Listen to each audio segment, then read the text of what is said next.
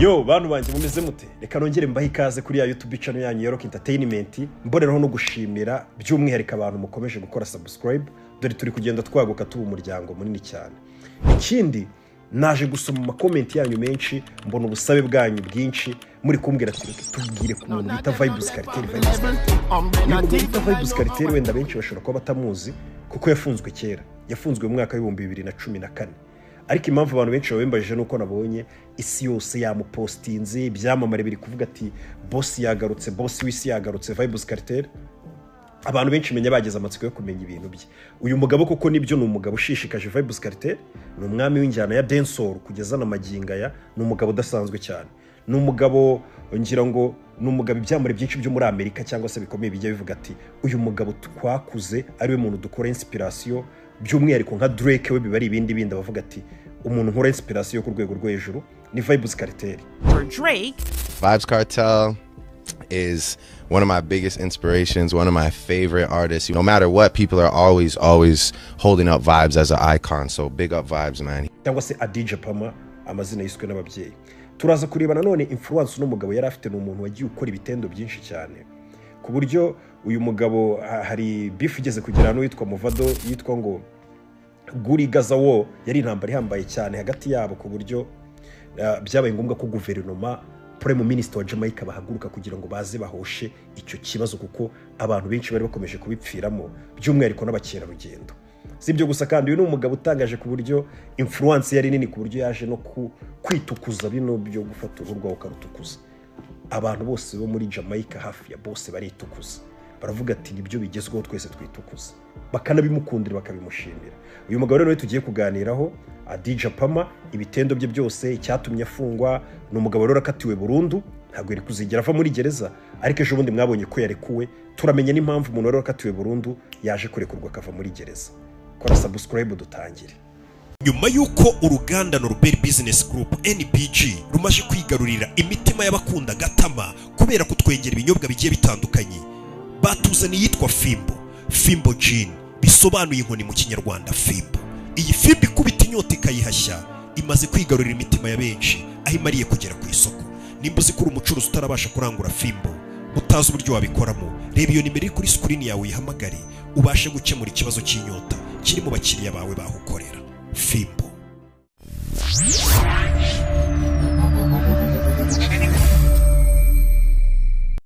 Uyu mugabo tugiye kuganiraho uyu munsi abenshi mu muzi nka Vibes Cartel.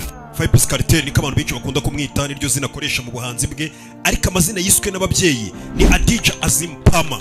Iryo zina Pama n'uryibagirwa. Adidja Azim Pama niyo mazina yo mwiranga muntu. Uyu mugabo tugiye kuganiraho impamvu tumuganiraho, ni umugabo wagize izina rikomeye cyane, agira influence nini cyane kugeza muri Jamaica bamugereranya na Michael Jackson kuko nababwiye abenshi nazo gusanga mamunazi abo bahanzi cyane cyane no kundusha.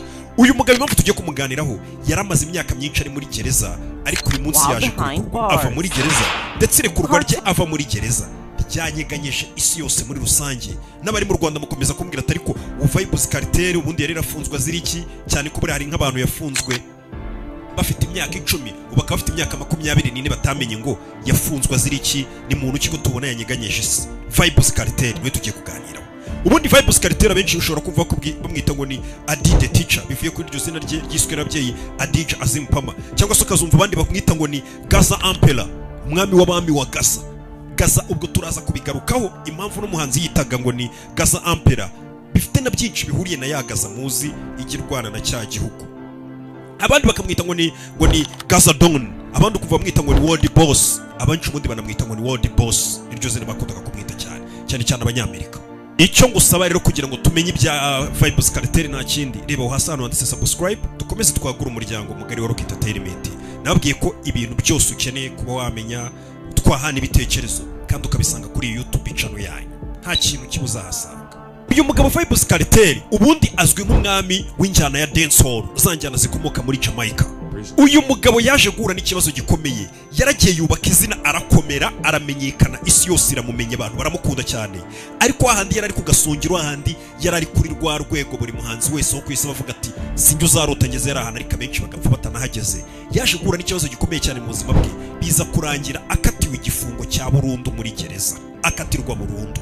None uyu munsi yarekuwe iyo burundu ye kuki nyuma y'imyaka igera muri 10 mu 10 yaje kuba yarekurwa n'ukubera iki irenga se byatewe n'iki ku buryo umugabo nk'uyu nguyu watangiye ari umu DJ n'ubundi bamwita ngo ni DJ Cartel cyangwa se DJ Vibes byarangigenze gute kugira ngo bamufunge byagenze gute kugira ngo isi yose imukurikirane mufane kugira ngo ni muri kore bifoto uri muri tablo yawe uyu wanditseho champagne papi ni Drake wa muhanzi bita ngo ni Drake uriya mupira ubona uri muri studio ye uri ifoto ya y'uyu mugabo ndi gukubwira Vibes Cartel hejuru handitseho ngo Free Cartel cyangwa se ngo muri kure Cartel hasi none handitseho ngo Free World Boss naryo ni izina ry'abamwitaga ubona ko ba Drake babaga muri campaign isakuza ngo mwarekuye umwami mwarekuye boss wese ari we Vibes Cartel byagenze gute kugira ngo umuntu arakatiwe burundu nyuma y'imyaka irenga 10 arekurwe in Jamaica. Adi Medadi, free up world boss. ngira ngo uri kumwumva ni Drake n'ubundi ari kuvuga ati murekura umusaza boss wa nyawe kabisa se ubundi uyu mugabo kuba yarekuwe muri gereza nuko icyo cyaha atagikoze tugiye kuganiraho cyangwa yaragikoze ubundi uyu mugabo ni mugabo ki ku buryo abantu bose bavuga ati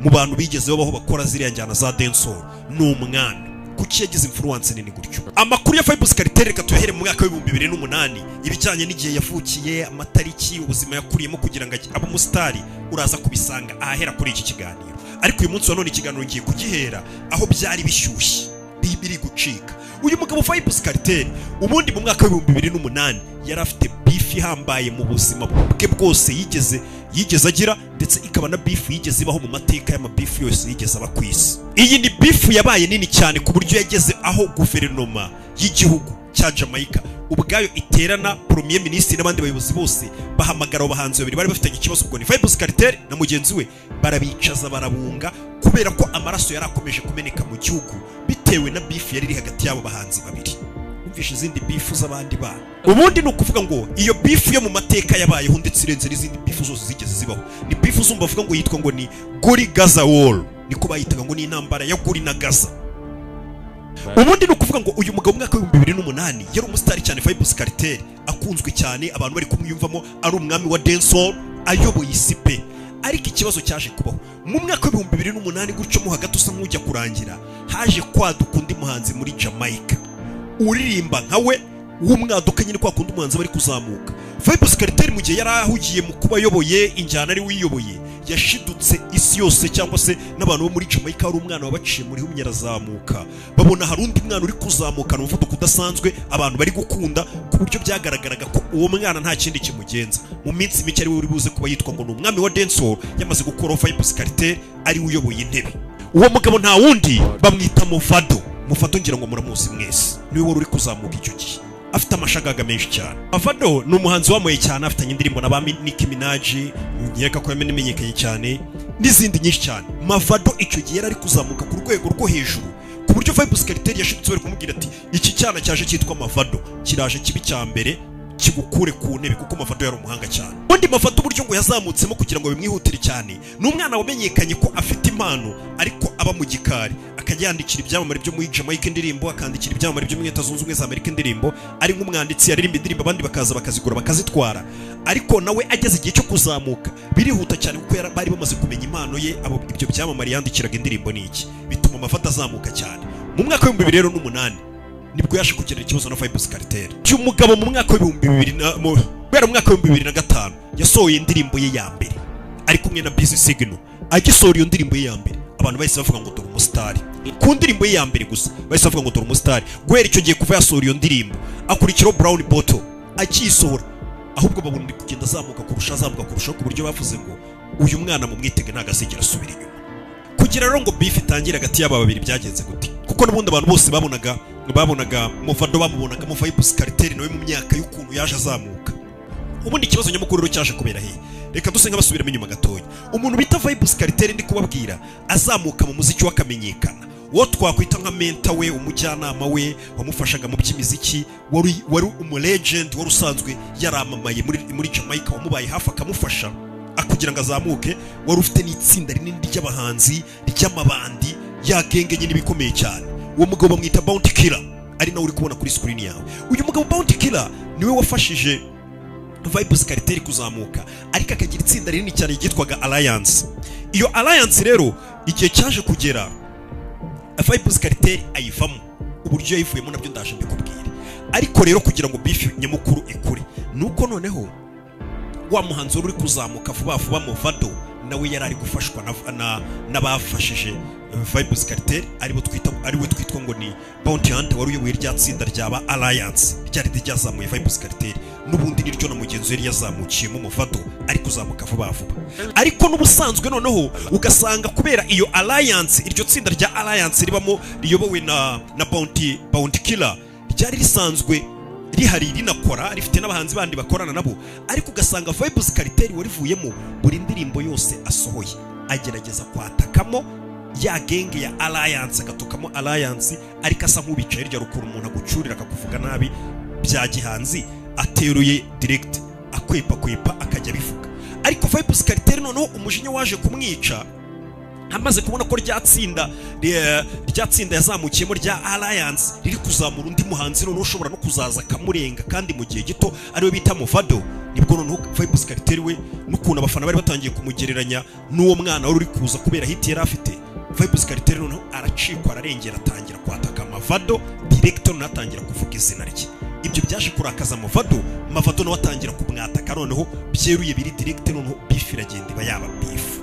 Ariko aho ngaho noneho ntaragera kuri beef ya mbere mu mateka y'isi yabahiga twara ubuzima bw'abantu benshi, abantu bakabipfiramo, guverinoma zigahaguruka kugira ngo batabare iyo beef ihagarare. Ariyo beef ngiye kukubwira ya Movado n'uyu mugenzi we bita Vybz Kartel. Reka maze nkubwire none ikindi kintu cyatumye uno mugabo Vybz Kartel asohoka muri ririya tsinda rya Alliance, akava muri iyo repo yamufashaga Alliance yari yobowe n'uwo Bounty Killer uburyo yivuyemo. Ubundi ibi byose byatangiye ubwo Vybz Kartel yavaga muri Alliance ayivamo, ariko abubaha cyane kuko yubahaga uwo mugabo nyiri Alliance ariwe Bounty Killer wamufashije kuzamuka mu muziki. Amwubaha ava mu itsinda rya Alliance, ariko amwubaha nk'umuntu wamugiriye inama, wamubaye hafi ku buryo atamusuzugura.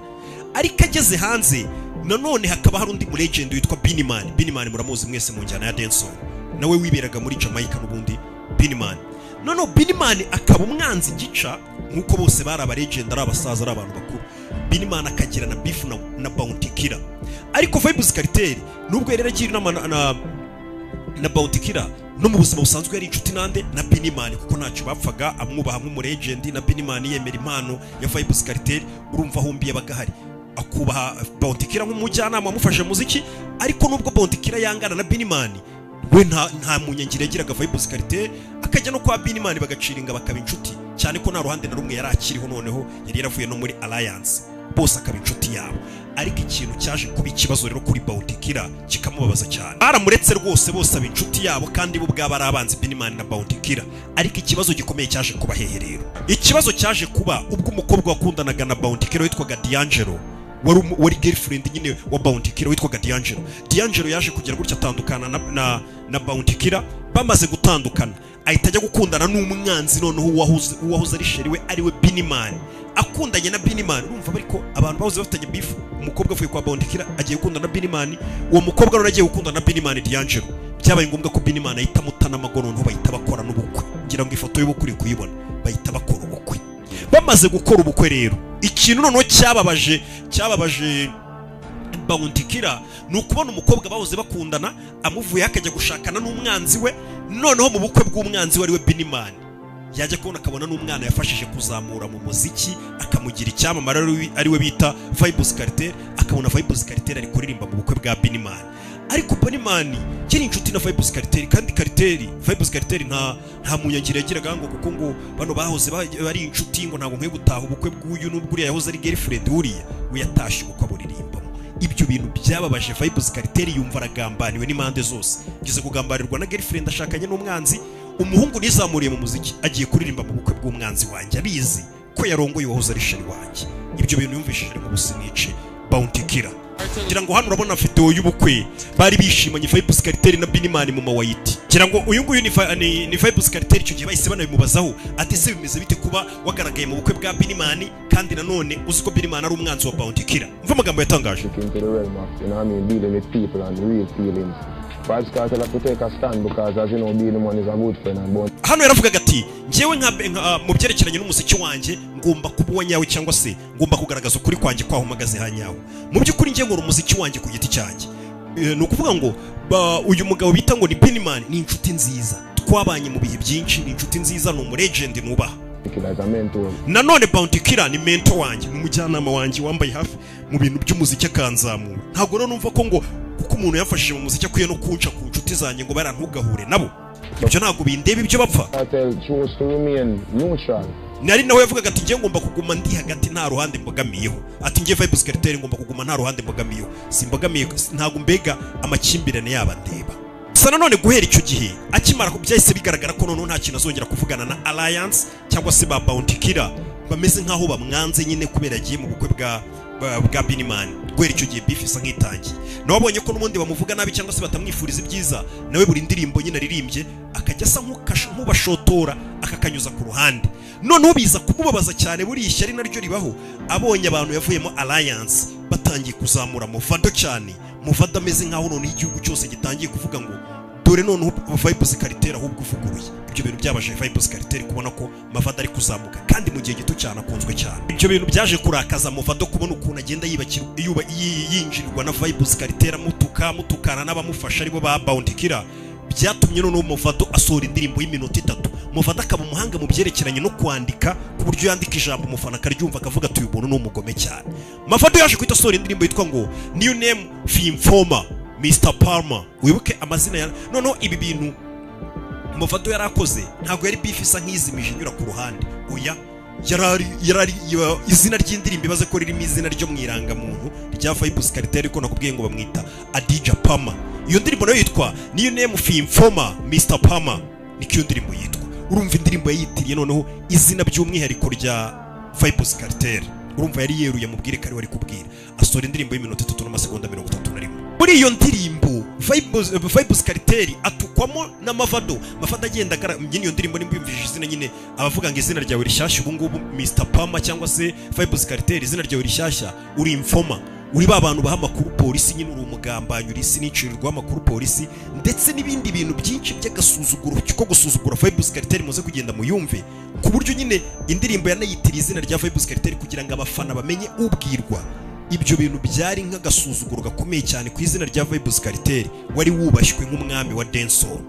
Kumva ko Mavado yavuze izina rye noneho ntanamutuka binyujije hirya kerura izina rya Karivuga yaramusuzuguye cyane. Vibes Cartel nawe muri kamere ye ntago ajya aripfana, nta gihe yigeze yangiza. Mu masaha make cyane yari amaze gusohora indirimbo isubiza Mavado, indirimbo yitwa ngo Mofrodo. Nyine uri kumva ijambo Frode nyine yese asohora indirimbo yo kuvuga Mavado, nawe asohora indirimbo imeze nkaho yitwa Mavado ariko ameze nk'uwamuhimbye ikindi kizita nazajya yitwa cyane kundi nawe yari yamuhimbye Informa.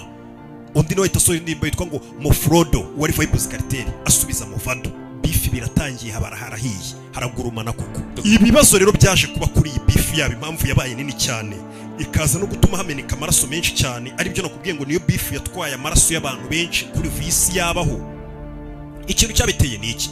Urumva Vibes Cartel yarari ubwo urumva yarasigaye ku ruhande kubera yarari gushwana na Mavado, yari amaze no kumera nk'uri ku ruhande rwa Binimani. Binimani muramuzi muri injyana za dancehall, yari umwami imbere yaho, yari umuragent. Binimani ni umuntu ubusanzwe ufite public nini cyane, afite abaturage benshi bamuri inyuma. Noneho n'uwo mwana bameze nko bari ku ruhande rumwe Vibes Cartel bari kubatukira hamwe, nawe akagira abandi bakunzi be ba generation nshyashya benshi cyane, nawe ari umwami ugezweho wa dancehall. Urumva bari bafite igice kinini cy'abafana babo b'igihugu. Noneho na Bounty Killer nawe akaba yarahoze ari umuragent kimwe na Binimani, nawe afite abakunzi be benshi cyane nk'umuragent wa kera.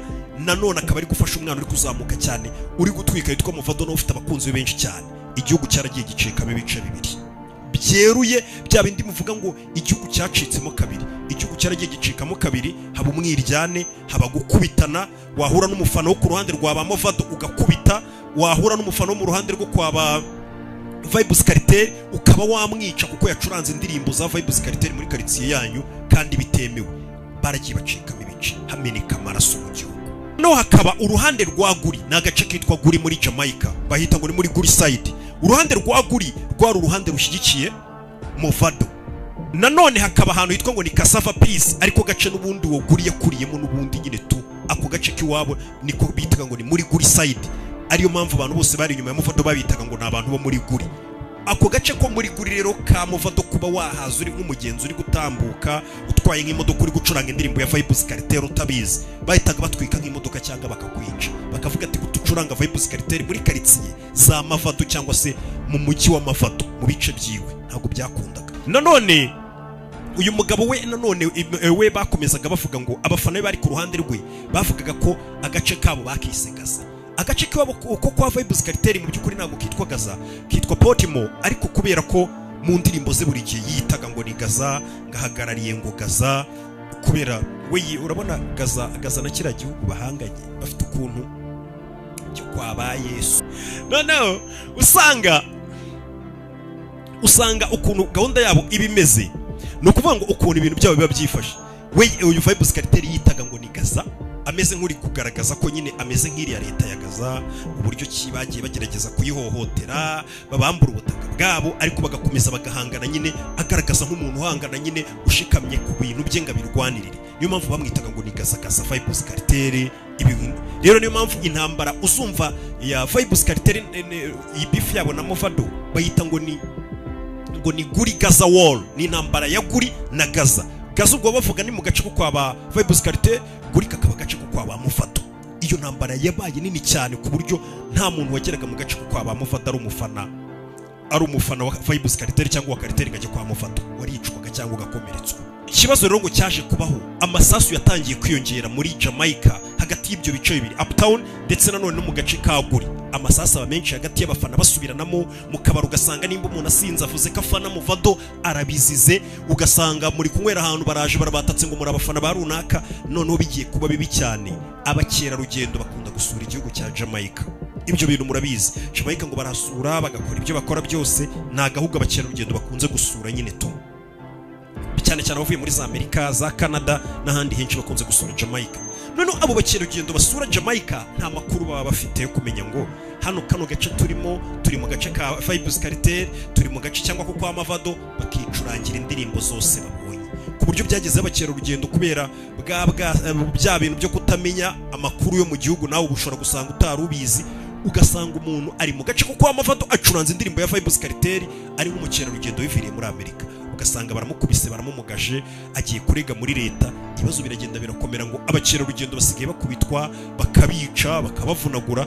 Babaza impamvu yabiteye ba ministiri, abayobozi bo hejuru, aba perezida. Urabizi umukerarugendo n'umuntu ufatwa neza, bakavuga ngo abakerarugendo ngo babajije ko bari gucuranga indirimbo wenda ngo ya Movado cyangwa se ngo ya Vybz Kartel, batabizi ngo barabizira. Nibwo leta yatangiye kuvuga ati mu gihugu cyacu burya abantu bari kwicana bapfa ngo abahanzi babiri bafitanye beef. Leta irahaguruka ibukuru twe kuri bya bindi byayo njya numva ngo tubifu ngo twa team ngo na team wapi. Hano turi kuvuga beef yamenaga amaraso abantu bagapfa. Nanone ngo abanyeshuri batangiye kujya bashushanya bagurisha imyenda, bagacuruza ibintu mu kigo cy'amashuri, mu kigo hakaba mu rugomo. Twebwe ntago twicara mu gihande cy'abana bafana Vybz Kartel. Intambara mu mashuri gatangira, abana ku ishuri bakaza bambaye imipira ishushanyijeho Vybz Kartel, abandi bakaza bashushanyijeho ndetse Movado. Intambara iragenda ifata urundi rwego ahantu hose. Mu mwaka w'2009 gutyo uri gutangira, nibwo inama yaje kuba. Information Minister bamwitaga Darivaz atumira impande zose kugira ngo azunge, ababwire ko ibintu bari gukora atari byo, bakwiye kwiyunga. Abasaba ko batangariza abafana babo ko beef irangiye kugira ngo abafana nabo ubwabo biyunge, barekere gukomeza gushwana. Barabatumiye nk'uko uri kubona hari imbere yabo bari bicaye Movado na Vybz Kartel. Leta yarabahamagaye irabwira ati muze mwicare hano, inama iraterana y'abaministiri n'abayobozi bakomeye cyane. Barabwira ngo mufate ijambo, mubwire abaturage ko beef yanyu irangiye, mutazongera gushwana, mubwire n'abafana banyu biyunga, ahubwo ko batazongera gusubiranamo hagati yabo, amahoro yongera hinde. Ariko bivuga ko abantu bari bamaze gupfa mu gihugu, abafana bicana n'abakerarugendo babigendeyemo, umubare na n'uyu munsi utabarika. Gusa nanone hari abantu nyine batumva leta, hari abantu bayisuzugura nyine nko muri ibyo bihugu, kubera sinzi ukuntu leta zabo ziba zimeze, ku buryo ako gahe k'amahoro koko kabayeho, leta irabatumira babwira abantu ko basinyanye amasezerano y'amahoro, nta rwango, n'abafana bakwiye kwiyunga. Ibyo bintu byamaze amezi make cyane byo kuvuga ngo twiyunze, nta rwango ruri hagati yacu. Ariko nyuma y'igihe gito barongeye batangira kurekuranaho imiriro, undi ari kuri indirimbo ituka indi, n'undi ari kuri indirimbo ituka indi. Hari aho ntago wabwira umuhanzi ngo siba indirimbo gira gute, nyine sinzi ukuntu ho bikorwa nyine. Barongeye baratukana birengagije ko guverinoma yabicaje ngo biyunge, barongera baratukana, n'abafana barongera basubiranamo, abantu bongera barapfa hagati yabo. No kuvuga ngo muri Jamaica ubundi noneho beef nyine yabo yarakomeje, ibyo ni ibyabo. Noneho beef mu gukomeza kwabo haje gutegura icyitwa ngo ni crash. Bagira ikintu cyitwa ngo ni clash muri Jamaica, ngira ngo abantu bakurikira imiziki ya Jamaica barabizi. Ni nka bato yabo nyine, kwa kunda baraperi bashobora kujya imbere bagahana bakaririmba umwe atukundi n'undi atukundi ibintu nk'ibyo ngibyo bameze nk'abahanganye mukaza kuvuga ngo uwatsinze n'uyu. Muri Jamaica bagira icyitwa ngo ni clash. Iyo clash yo muri Jamaica rero ni igitaramo kwa kundi bavuga ati beef yacu dufitanye noneho dutegura igitaramo dutumira abafana baze baca urubanza bavuga ngo urenze n'uwuhe. Icyo gihe bateguye igitaramo. Mu gutegura igitaramo uko uri kubona kuri screen niko Vybz Kartel yinjiye kuri stage ameze yambaye imyenda ya gisirikare.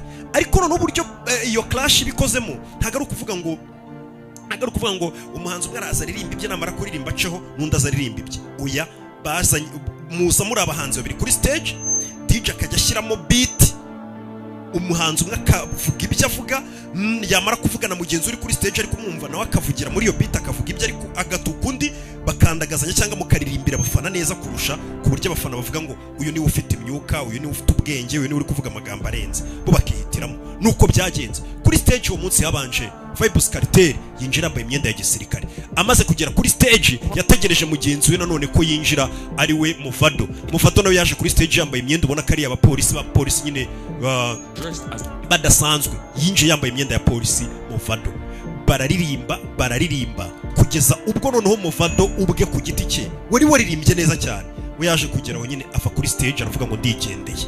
Amaze kuva kuri stage nibwo abafana benshi bo muri Gaza, hafi ya bose muri Gaza nyine kwa Vybz Kartel batangiye kuvuga ati turamutsinze, imyuka iramushiranye, avuye kuri stage imbere, buriya yagize ubwoba.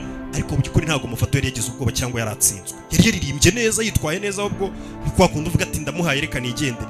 Ariko na Vybz Kartel akaba we yari agifite imyuka nk'umuntu wahoze ayoboye injyana, n'ubundi avuga ati iki cyana ntabwo kigomba kuba cyansebye, nawe yahatanye cyane, ku buryo Vybz Kartel wasigaye kuri stage byatangiye kuvuga ko ari utsinze. Muri stade noneho urusaku ruravuga ngo utsinze ni Vybz Kartel ugumye kuri stage, bituma abafana ba Muvado batangira n'ubundi gufatanamo n'aba Vybz Kartel.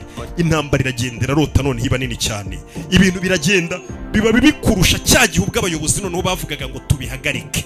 Urumva impfu zaragiye ziba nyinshi, abafana ba Muvado urumva icyo cyumweru cyose cyangwa iminsi ikurikiye yose none hiba ari urugamba ruvuga ngo twarabatsinze kuri stage ku Karubanda, muri clash twarabemeje cyangwa se muri bato, noneho biragenda noneho biba binini cyane, abantu bakomeje gupfa, amasasa akomeje kuba menshi, abakerarugendo noneho bakomeza kurushaho gupfa kubera izi mpande zombi zari zihanganye zitanitaye ngo guverinoma ngo abaminisitiri bigeze kubicaza barabaganiriza, cyangwa se ngo ni ba minisitiri bashinzwe iby'imyidagaduro n'abashinzwe iby'amakuru n'iby'ubukerarugendo nibo bari babicaje. Icyo gihe noneho byabaye ngombwa ko aba basore bari baratumijwe n'abaminisitiri bagera muri 4 ibyo babivaho.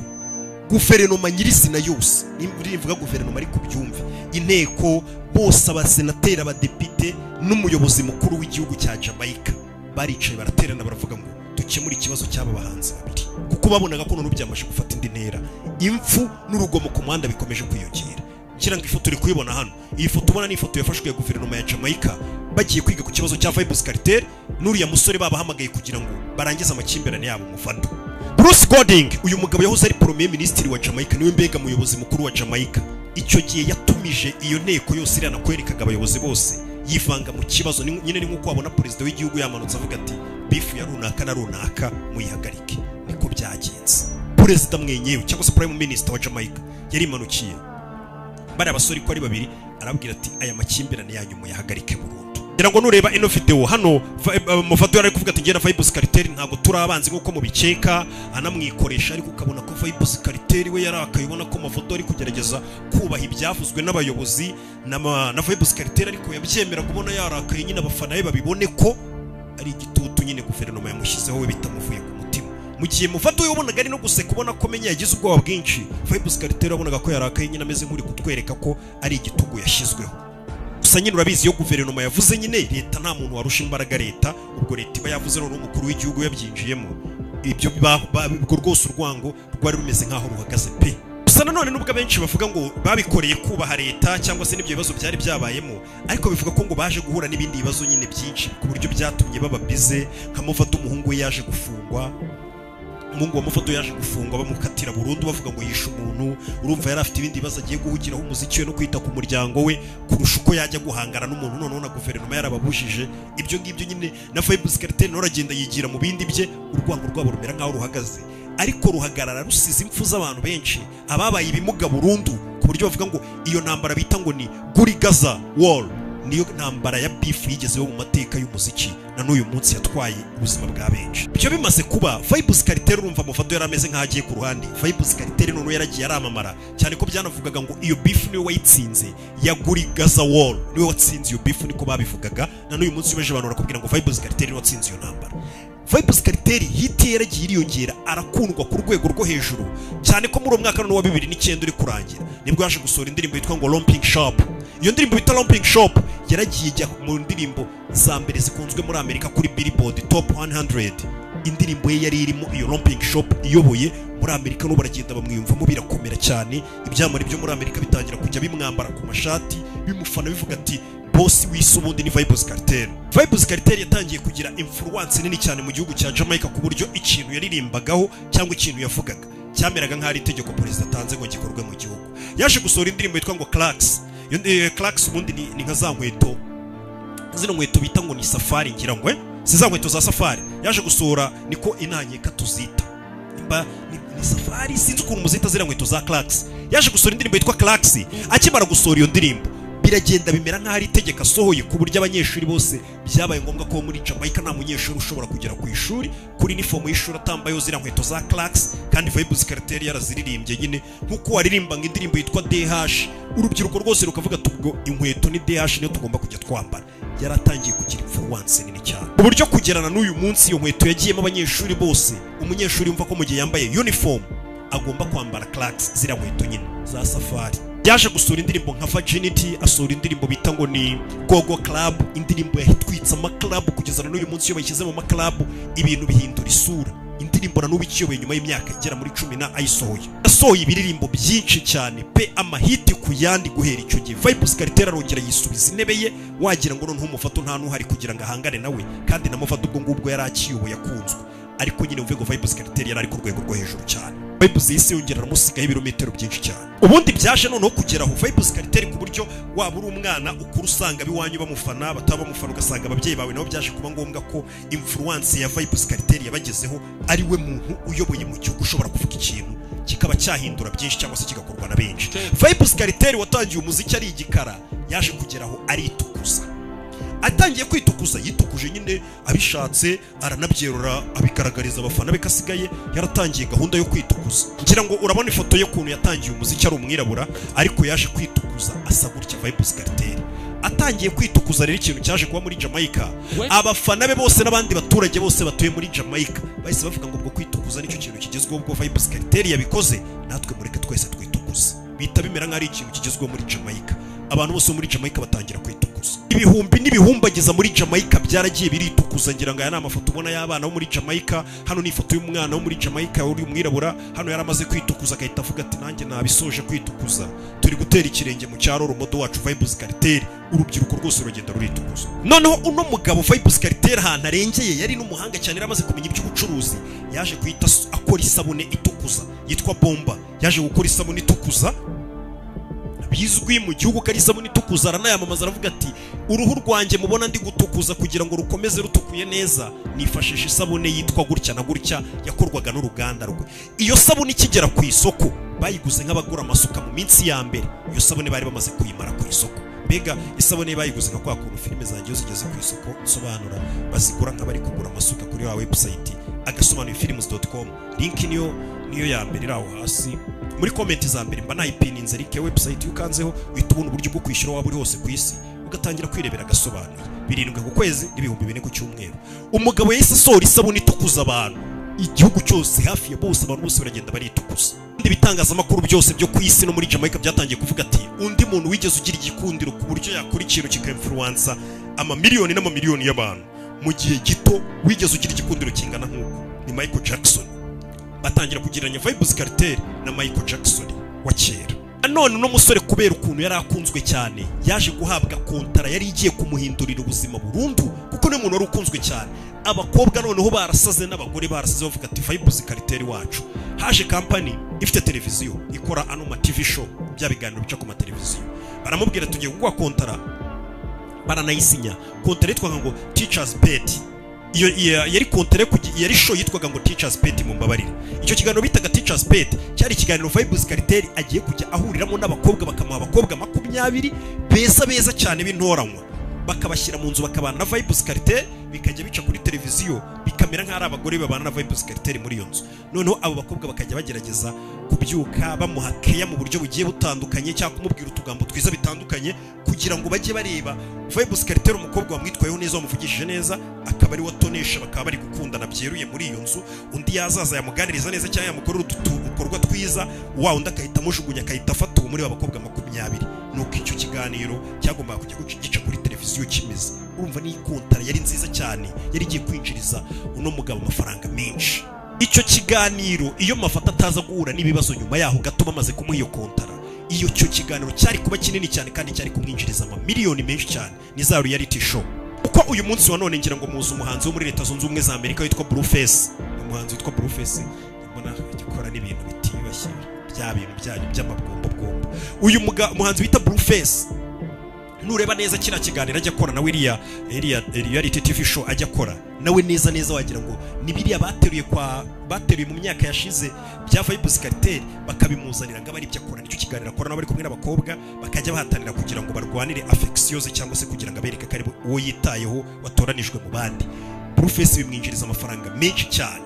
Bifuza ngo Vibes Cartel icyo kiganiro we ntabwo byaje gukunda akagikora nyuma y'imyaka myinshi nibwo ari muri gereza nibwo Blueface icyo kiganiro yaje kukikorera muri Leta Zunze Ubumwe za Amerika. Yamutwaye ide nyako yagize n'umugabo yatumye icyo kiganiro kitabaho mu mwaka wa 2011. Vibes Cartel polisi yaje kumuta muri yombi baramufata bamushinja gucuruza urumogi no kugendana urumogi rwinshi cyane. Nicyo bamufungiye. Ngira ngo urumva urwego biba biriho kugira ngo leta ya Jamaica izajye kugufata ikuziza ikintu bita urumogi. Hari urumva urumogi ufite cyangwa se urumogi ukoresha urwego ruba ruriho kuko ubundi ari ahantu turabizi ko ikintu cy'urumogi ni icyaha cyo nako si n'icyaha ni ibintu byoroshye cyane.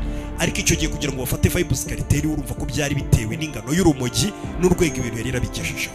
Baramufashe mu mwaka wa 2011 bamaze kumufata byahise bituma ya show yiwe ya kontara abari bamuzaniye icyo kiganiro bayihagarika. Baravuga ngo iyi kontara ntabwo twaba tukiguhaye utangiye kujya mu nzego n'ibiki gutya na gutya bahita babihagarika. Gusa nanone uno mugabo wari uri muri gereza bamushinja ibimogi cyangwa se ibiyobyabwenge Vibes Cartel akiri muri gereza bazi ngo nakaha gatonya karanaka kuko yiturekurwa muri Jamaica.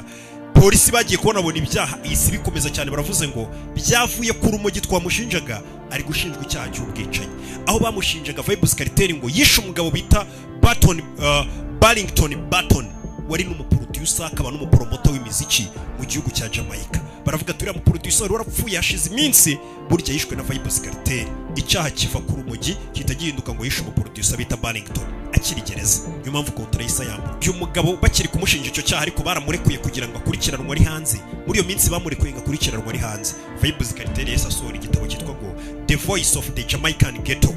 Icyo gitabo hanini ubona ko ari gushaka nk'ugaragazamo ko umuntu nk'uyu nguyu w'intumwa uvuga ijwi rikagera kure bari gushaka kumucecekesha cyangwa se leta yamugiriye ubwoba ngo kubera ngo ari igitangaza cyane bashaka kumukura mu nzira.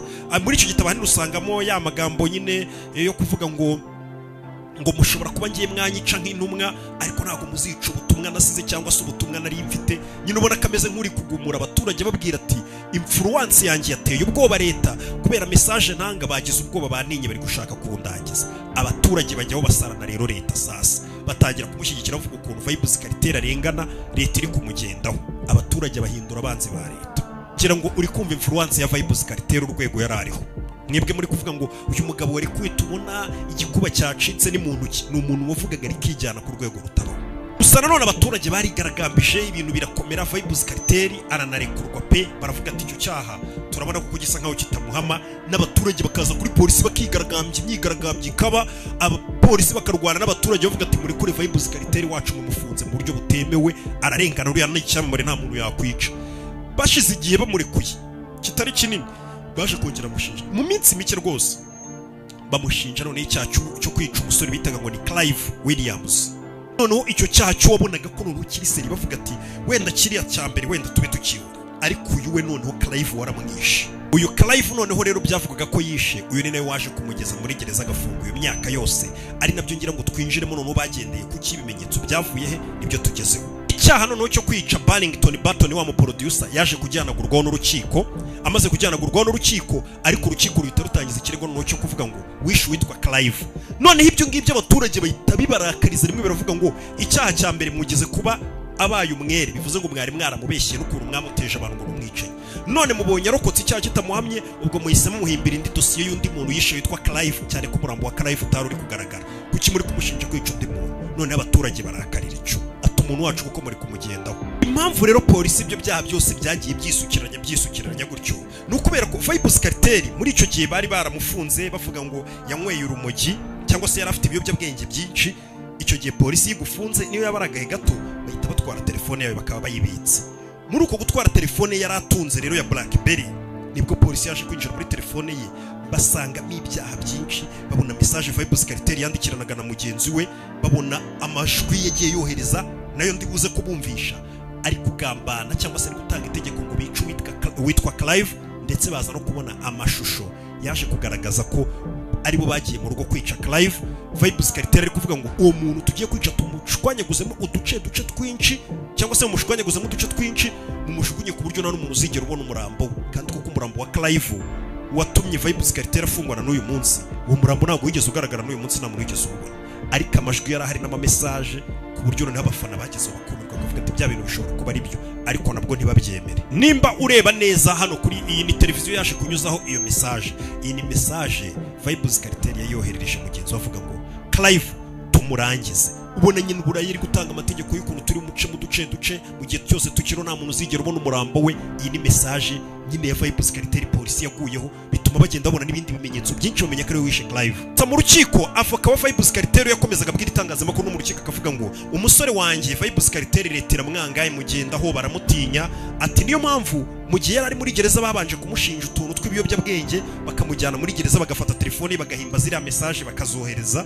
kugira ngo bazashake icyaha bamugerekaho kuko ibintu by'urumogi n'ubundi urabizi ko muri Jamaica biba byoroshye abafana no bakahita babyumva bakavuga tuzi koko ari byo leta yamwiyenjeje imubeshyira ibintu by'ibimogi akaha gasanzwe barangiza bakahita bafata telefone bakiyoherereza ziriya message cyangwa se bakazifinda kugira ngo bamushyirishemo icyaha cy'ubwicanyi byo nabyo biragenda bajya mu matwi y'abafana kandi mu by'ukuri byagaragaraga ko uyu mugabo Vybz Kartel yishu gusa nanone message barayihakanye pe ariko polisi nyuma y'iminsi mike yanone yaje kuzana amajwi ya Vybz Kartel yaba umufana yaba umuntu wese ijwi araryiyumvira kariwe nta kweditinga ari bamongera ngo ijwi urabizi ko bagenda bakarisuzuma bakamenya nimba ari original baravuga ati hano icyaha kiramuhamato amajwi ya mbere ngiye gusa nkayo mbumvisha ahantu ubuze kujya wumva Vybz Kartel ari kuvuga ngo ari kuvuga inkweto umenye ko inkweto bo bazitaga imbunda mu makode y'abarara noneho aho wumva bavuga rase umenye ko rase ari amasasu nizo kode nyine bari kuvugiramo ariko bavuga ngo barangize uwo muntu bamwice umukure mu nzira ayo ni amajwi ya Vybz Kartel yasohotse muri ayo majwi yumvaga Vybz Kartel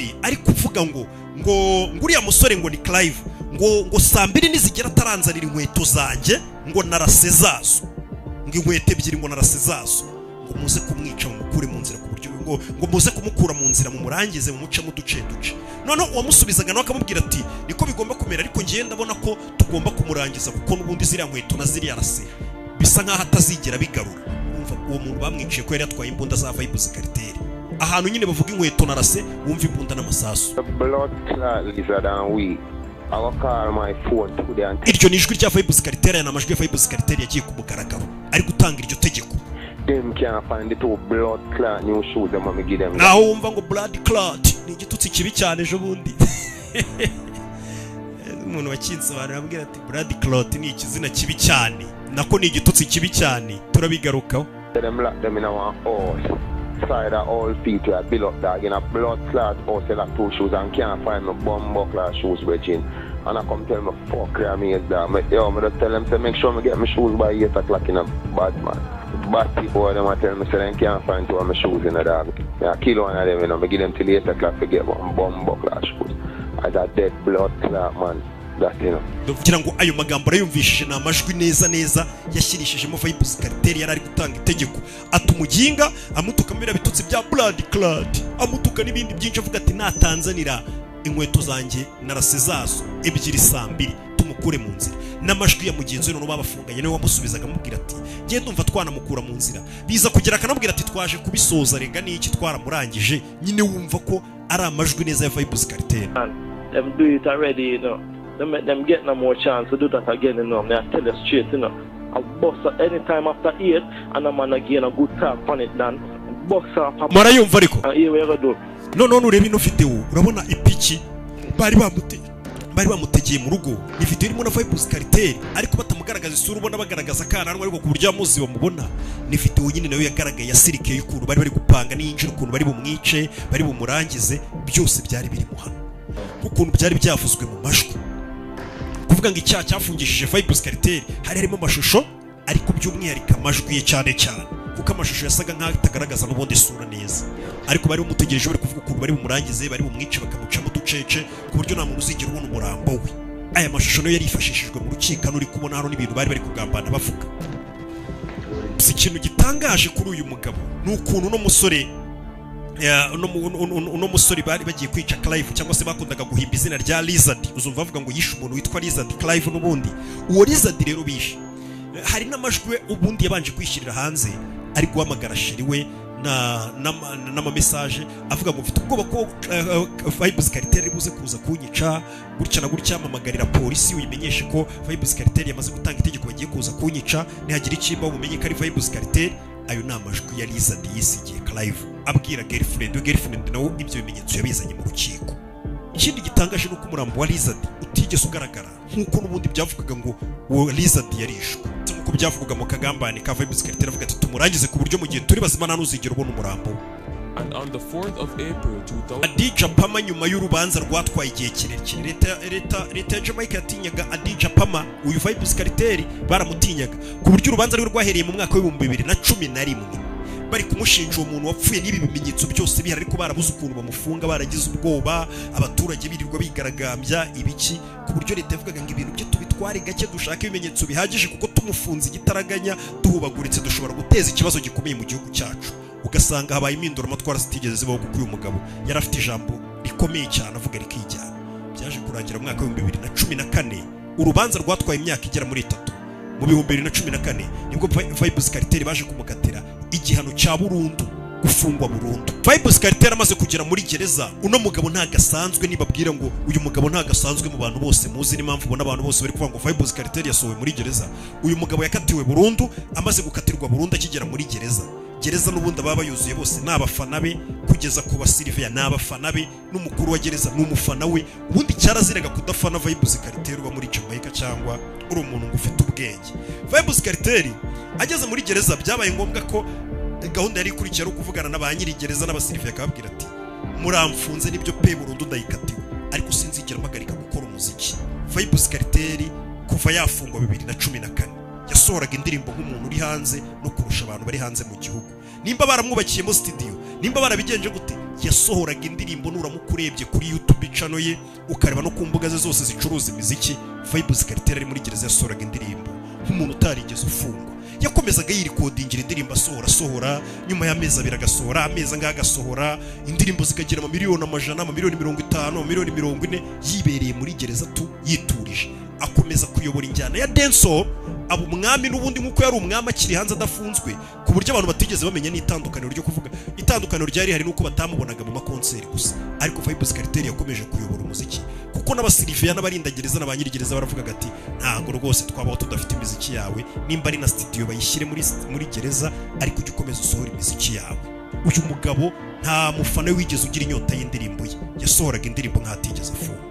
Apana bya bindi umuhanzi afungwa ngasagaruka yarazimye, oya, ahubwo yari atuje rero afite n'umwanya wo gutekereza. Buriya muri gereza ngo umuntu aratekereza akanandika akaba yakora n'ibintu bihambaye cyane. Niko byagenze, yakomeje gusohora indirimbo kugeza uyu munsi yasohorewe, akamuhanaguraho icyaha. Sasa ubu ngibi igikurikiye Vibes Cartel bamurekuye gute? Kweri yarakatiwe burundu, kuki bamurekuye kuri uyu munsi wa none? Ubundi ni ukuvuga ngo muri Jamaica uyu mugabo akimara gufungwa, guhera icyo gihe yafungwa guhera mu 2014, urumva yari agiye gushira hafi imyaka 13 Vibes Cartel ari muri gereza.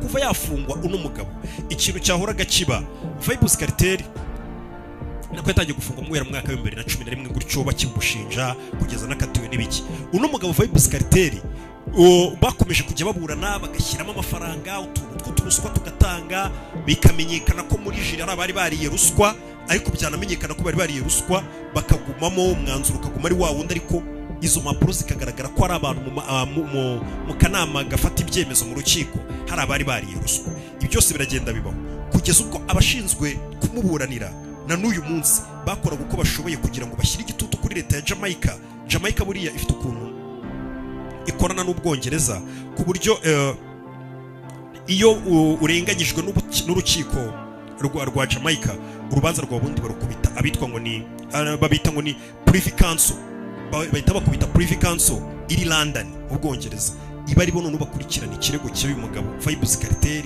nibirebire cyane, baragikurikirana baza gusanga Vybz Kartel ni byinshi hakana izo message zose, baza gusanga mu rubanza rwe ajya gukatirwa abari baragiye barya amaruswa bikamenyekana ariko ntibakurwe mu kanama nyemuramaka, ibintu byose batugenderaho tuntu dusa n'udukosa duto twagiye tubamo, banajya ku buzima bwa Vybz Kartel muri gereza bwari bumeze nabi, ntabwo yarameze neza, ahantu yarafungiwe bagaragaza ukuntu bagiye basaba kugira ngo ajya afurwa yitarweho n'abaganga bibe kubera ikibazo cy'ubuzima bwe, ariko bakajya bakomeza basa nk'ababyanga bagendera ku tuntu twinshi. Nibwo mu kwezi kwa gatatu iyo Privy Council yo mu Bwongereza yaje gutegekera avuga ngo uyu mugabo ntago icyaha kimuhama bitarenze mu kwezi kwa karindwi azabe yarekuwe. Mu kwezi kwa gatatu byari byaramenyekanye, mwese mwari mubizi ko Vybz Kartel agomba kurekurwa mu kwezi kwa karindwi. Mu kwezi kwa karindwi kuri kurangira ejo bundi nako n'uyu munsi turi ubwo iminsi nyisubije inyuma ngo turi mu kwa karindwi nibwo bamurekuye nyine n'ubundi Vybz Kartel. Vybz Kartel nanone ni umusore watangiye umuziki mu mwaka w'igihumbi 1993. Nibwo Vybz Kartel yatangiye umuziki we, ariko ibintu bisa nkaho bitagenda neza, mu ishuri aho rasiba ari umuhanga ariko agasiba yagiye kwihugura mu bintu bijyanye n'umuziki, akomeza gutyo bigenda byanga kugeza umunsi yaje guhura n'umugabo bita Bounty Killer, wa undi nakubwiye yamufashije wari ufite icyitwa Alliance, ariko nago Bounty Killer yamufashije ari urundi rukundo, ahubwo baje kumenyana. Bounty Killer wari uri hit icyo gihe abantu bose bamukunda nk'umu legend, aza kujya muri studio asangamo indirimbo za Vybz Kartel, afata izo ndirimbo za Vybz Kartel aramubwira ati izi ndirimbo wanditse waririmbye ndashaka kuba ari njye uzisohora. Vybz Kartel aravuga ati izi ndirimbo zari nziza ariko njye n'ubundi ntacyo zamarira ndi underground, atangira kujya yandikira indirimbo Bounty Killer umu legend wo muri leta ya Jamaica. Bounty Killer agenda bicyamamare, ariko ukabicyamamare nawe agakomeza yiyegereza Vybz Kartel avuga ati uyu mwana azangeza kuranyandikira indirimbo nziza, bituma nawe amugirira urukundo atangira kumushora amafaranga no kumufasha. Vybz Kartel nawe aragenda aramenyekana agera ku rwego rwo hejuru, ngira ngo nakubwiye uburyo yaje gushwanamo na Bounty Killer, mwagiye mubyumva. Gusa none izina Vybz Kartel ni izina ubundi mushuti we ubundi atangira umuziki icyo gihe amagroupe niyo yaragezweho, za groupe za kera muri Amerika wabonaga zafatishije za Backstreet Boys, ugasanga aba Spice Girls, amagroupe nkayo ngayo nyine ugasanga niyagezweho nyine. Nawe yari afite groupe na bagenzi be babiri yitwaga Vybz Kartel, ariko ngo bakaba bari bararyensipiwe nuko babonye filime ya Pablo Escobar, babona ukuntu yayoboraga za Kartel zabo z'ibiyobyabwenge, uno yakuye iryo zina rya Vybz Kartel baryita groupe yabo. Ariko n'ubundi umuntu wese warebaga groupe yabo iririmba bakizamuka gake gake yabonaga ko muri iyo groupe umuntu wenyine udomina ari Vybz Kartel, na icyo gihe ntabwo yitwaga Vybz Kartel, babonaga ko udomina n'ubundi ari Pama. No mu gusenyuka kwa groupe Vybz Kartel yakoze iki? Vybz Kartel kwa kundura n'abantu bagatangira gushora amafaranga, ukajya usora uturimbo twawe wenyine ku ruhande, groupe yarakara ukahita uyivamo. Groupe ayifuyemo ahita avuga ati noneho n'izina rya groupe ndaritwaye kuko n'ubundi groupe ni njye wari uyihetse ku rutugu. Nureba neza uzasanga ari indirimbo za groupe yitwaga Vybz Kartel, uriya musore yaririmbagamo, batandukanye n'ubundi ahita yitwa Vybz Kartel wenyine nkaho bagenzi be batigeze babaho. Vybz Kartel irakomeje arahatara guhera 93 byanga, ariko mu mwaka w'ibihumbi 2000 bifashijwemo na Bounty Killer nibwo yaje gusohora indirimbo yitwa ngo Up to the Time. Iyo album ye niyo yatangiye kumushyira mu kibuga, abantu batangira kugira ngo urabona ukuntu yasaga icyo gihe, yari umwirabura atari itukuza, nabyo ngo bibe hit. Ndetse nanone akimara gusohora iyo album Up to the Time, iyo album akimara kuyisohora yisaba umuhanzi wa kabiri wafashwaga na Alliance ugurishije kopi nyinshi cyane. Undi muntu wari waragurishije kopi nyinshi cyane mu bafashwaga na Alliance ni umugabo bitaga Elephant Man ngira ngo uramwibukana ba Cat de Luna, indirimbo bajyaga bakubita. Uyu Elephant Man nawe ni umuntu winjirije amafaranga menshi cyane uriya mugabo bita Bounty Killer muri rya tsinda ryitwaga ngo ni Alliance. Urumva Elephant Man yabaga mu itsinda rimwe n'ubundi n'uyu mugabo Vybz Kartel, ariko n'ubundi bano ba Elephant Man Vybz Kartel yaje kuhita bacara basiga cyane. Nyuma y'igihe gito muri iryo tsinda rya Alliance cyangwa se muri iyo rebo nimba ariko twabyita, Vybz Kartel yatangiye gucuruza akinjiza amafaranga menshi kurusha nyiri rebo ari we wari icyamamare, ndetse no kurusha abo ba Elephant Man abantu bose ari winjiza amafaranga menshi cyane. gusa muri icyo gihe Vybz Kartel yari ari kugenda afatisha muri Jamaica hari undi mugabo witwaga ngo ni Ninja Man. Ninja Man ni umulegend muri iyi njyana. Icyo gihe yari umuyobozi ukomeye cyane mu bahanzi bari bayoboye, wari ukunzwe n'abantu benshi cyane. Ninja Man yaje guha amahirwe Vybz Kartel amubwira ati reka tuzakore clash. Ya clash nababwiye bimeze nka battle, muririmbira mukora igitaramo mukarimbira imbere y'abaturage mumeze nkaho muri kurushanwa. Ninja Man na Vybz Kartel wari ukizamuka, ariko Ninja Man wari umulegend anakunzwe cyane. Yamuhaye amahirwe yo gukora iyo clash, ariko bari imbere y'abantu bari kuririmba baterana amagambo, umwe avuga n'undi avuga. Nibwo byaje kurangira Vybz Kartel akubise ingumi umulegend wari wamuhaye amahirwe ngo baririmbane ariwe bita Ninja Man. Amukubise igipfunsi intambara irarota kuri stage. Icyo gipfunsi yakubise Ninja Man bagaserera kuri stage. Icyo gipfunsi cyaje gukurikirwa n'amasasu. Basaye nk'abasubiye mu gikari nyuma baserera, igitaramo kitagihagarara nk'uko uri kubibona n'intambara. Ariko bageze mu gikari havuze amasasu menshi cyane, igitaramo kitagihagarara gutyo. Nuko byagenze. Mvuze ngo Vybz Kartel si ubwa mbere urugomo yari arugaragayeho, kuko bavuga ko ari we muntu wa mbere wabayeho mu basani wakubitiye mugenzi we kuri stage bari kumwe akamwataka ingumi zikavuga, abafana baje kureba igitaramo bakareba umukino umeze nk'iterana amakofi, akubita umuntu wamurushaga hit wari wanamuhaye amahirwe ngo bakore bato. Ese hakavuga amasasu menshi cyane, udutsiko twabo bamwe genge y'undi n'iyundi bari kurasa. Byaje kurangira Kartel manager we aje gusaba imbabazi, na Kartel imbere y'abafana asaba imbabazi. Ninja Man bariyunga. Wenda kuba tazi uwo muhanzi ndi gukubwira bita Ninja Man, reka nkumvishe ijwi urahita umwibuka ujye ubona ku mbuga hirya no hino. 23, 22 baby mother. Are you clean? Eh? How many children do you have? 23, 22 baby mother. Real bad man. Uwo mugabo ngira ngo iryo jwi murarizi niyo video ye. Uwo niwe bita Ninja Man wakubiswe na Vybz Kartel kera cyane, amukubitira kuri stage baraserera. Nawe yari icyamamare uriya mugabo ubona. Ni umulegend mu njyana ya dancehall cyane. Vybz Kartel wenda reka tuzagira igihe cyo kuvuga amabeef yagira agirana n'abantu, wabo yagiye agirana nabo, amabeef bateguye ati dutegure beef tuyigirane, ariko bikaza kurangira we ayigize serie kandi abandi bari bazi ko ari ibintu bateguye byo gutwika. Ni byinshi cyane yagiye akora, ariko icy'ingenzi nagira ngo ngucire mu ncamake nk'ubuzima bwa Vybz Kartel, kuko ni umunyabigwi byinshi cyane n'amabara menshi cyane tutavugira muri video imwe. Kora subscribe ubone Vybz Kartel uyu munsi wa none wasohotse muri gereza. Abafana be benshi bakomeje kwishimira ko Vybz Kartel yavuye muri gereza. Uyu munsi wa none agiye gukomeza no kuba yabaha ibitaramo, kuko indirimbo zo n'ubundi yazibahaga buri munsi. Reka mbabwire ngo Imana ibahe umugisha.